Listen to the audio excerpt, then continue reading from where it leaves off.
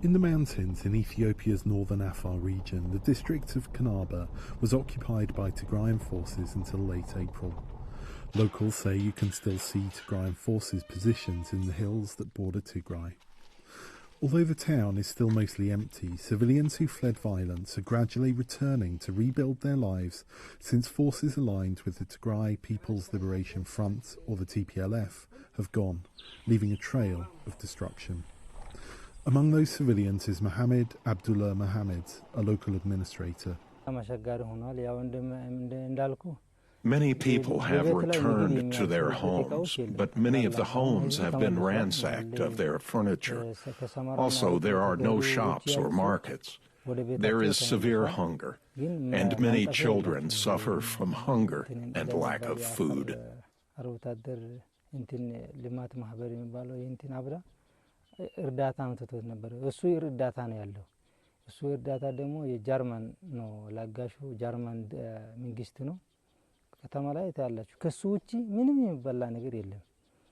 According to the UN and local authorities, of around 300,000 people displaced by the conflict in the Afar region, about 295,000 have spontaneously returned to their homes in recent weeks. Stina Abdallah returned to the nearby town of Bahale in June with her son. When the TPLF entered the city, we ran away to save ourselves. We left everything behind, our livestock and our homes. We did not find anyone to help us. We ran away. But now we have returned. Everything is gone. They took with them everything they could steal and destroyed everything, even the houses. Local officials showed VOA many houses and businesses that had been burned or ransacked. The TPLF did not respond to a request for comment on the destruction caused to civilian buildings in Afar, but they have denied targeting civilians in the past. Rights groups accuse all parties to Ethiopia's conflict of abuses against civilians and infrastructure. Amnesty International and Human Rights Watch say in other parts of the country, such as the disputed region of Western Tigray, ethnic cleansing against ethnic Tigrayans has taken place. In Afar, the local administrator in the town of Erepti says loss of infrastructure is taking a major toll. Also,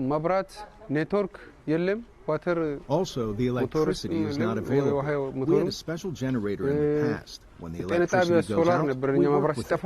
It was destroyed by the terrorist TPLF. The situation is now difficult. No electricity, no internet, not even a phone. There were associations that serve the citizens in this area and provided water extraction equipment and contributed to saving energy.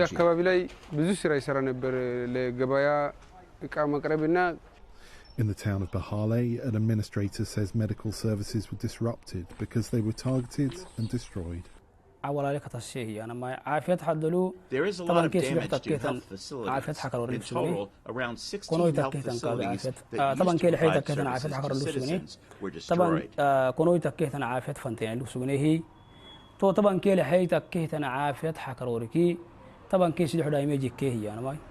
The TPLF says its forces entered the Afar region to break a humanitarian blockade imposed by the government and the Afar Regional Administration, and only retreated after a ceasefire that allowed aid into Tigray. Meanwhile, in Tigray, the humanitarian blockade means access to medical care is a major issue too, with hospitals being forced to close. The UN's International Organization for Migration says those returning home in Afar and beyond are in urgent need of assistance.